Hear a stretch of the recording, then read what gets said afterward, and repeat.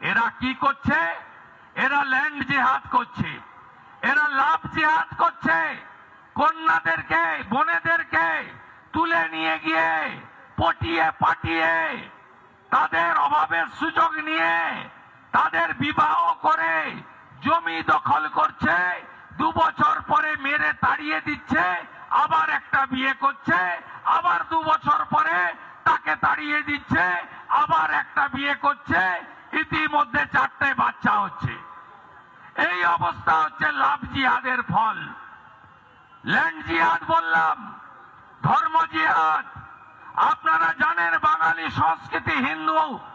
আপনারা বলুন, পশ্চিম বাংলায় স্বাধীনতার আগে, স্বাধীনতার পরে যেমন 6000 গ্রাম আছে যেখানে শাক বাজত, তুলসী মঞ্চ ছিল, প্রদীপ দেওয়া হতো, কাসরের ঘন্টা পাওয়া যেত, যেখানে গীতা পাঠ, হনুমান চালিসা হতো, মহাদেবের মাথায় জল ঢালতো, এমন 6000 গ্রাম পশ্চিম বাংলায় এই 15 বছরে হিন্দু শূন্য হয়ে গেছে।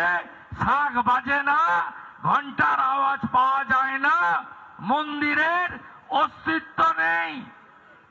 আজকে উত্তর 24 পরগনা থেকে কোচবিহার বর্ডার এলাকার যে কোনো গ্রামে যান, কি ভয়াবহ অবস্থা তাকিয়ে দেখবেন আপনারা। এরা শুধু ধর্ম জিহাদ নয়, এরা আমাদের রেশনও খাচ্ছে।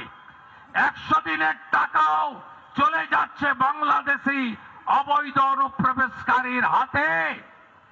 আর লাস্ট যেটার জন্য তৃণমূল রাস্তায়, তৃণমূলের সঙ্গে বাংলাদেশি মুসলিম রোহিঙ্গা জামাতিরা রাস্তায়, সেটা হলো ভোট জেহাদ। এরা এক একটা বুথকে দুর্গ বানিয়েছে। শয়ে শয়ে, হাজার হাজার অবৈধ ভোটার সবাই ভোট দেয়। আপনার বুথে 65%, 70% ভোট পড়ে। ওই বুথগুলোতে 100-র মধ্যে 95টা ভোট পড়ে। 100টার মধ্যে পুরুষরা সকালবেলা গামছা পরে ভোট দেয়, বেলার দিকে প্যান্ট পরে ভোট দেয়, বিকেল বেলা লুঙ্গি পরে ভোট দেয়। মহিলারা সকালবেলা সালোয়ার কামিজ পরে ভোট দেয়, দুপুর বেলা শাড়ি পরে ভোট দেয়, আর বিকেল বেলা ক্যামেরা বন্ধ করে বোরখা পরে মুখ ঢেকে ভোট দেয়। এটাই পশ্চিমবঙ্গের আসল চিত্র। তাই ভারতবর্ষের ইলেকশন কমিশন তারা সঠিকভাবে ধরেছে। আপনার বাড়ির আশেপাশে যদি চন্দ্রবড়া পাওয়া যায়, কেউটে সাপ দেখা যায়, গোখরো দেখা যায়, চিতি দেখা যায়, তা আপনারা কি করেন? কার্বলিক অ্যাসিড ছড়ান যাতে এই সাপগুলো বাড়িতে না ঢোকে। তাই তো ভারতের নির্বাচন কমিশন তারা পশ্চিমবঙ্গে এই বিষাক্ত সাপেদের গর্তে কার্বলিক অ্যাসিড ঢেলে দিয়েছেন। পিল পিল পিল পিল পিল পিল করে বেরিয়ে পড়েছে। হাঁটছে খালা মমতা, সাথে কয়লা ভাইপো, আর পিছনে এই সাপেরা এগিয়ে যাচ্ছে। এসআইআর মানছি না, মানব না। আরে যত পারেন চিৎকার করুন। 21শে জুলাই আপনার সুন্দর হিন্দি ভাষণে ধর্মতলায় বলেছিলেন, एसआईआर करने नहीं दूंगा, लड़के लूंगा, घिराव कर दूंगा। कहा हुआ ममता बनर्जी? बुआ आप क्या करेंगे? आप एसआईआर भी चालू हो गया, घर घर में फॉर्म बांटना भी शुरू हो गया। 11 तारीख का बाद फॉर्म वापस आना भी चालू हो जाएगा। 7 फरवरी वोटर लिस्ट भी आ जाएगा और आपका रोहिंग्या और बांग्लादेशी मुस्लिम घुसपैठिया वो कहाँ जाएगा? ये तो मात्र स्वरूपनगरे 94টা ধরা পড়েছে। আর এসআইআর এর নাম শুনে কাঁপতে কাঁপতে কিছু পালিয়েছে।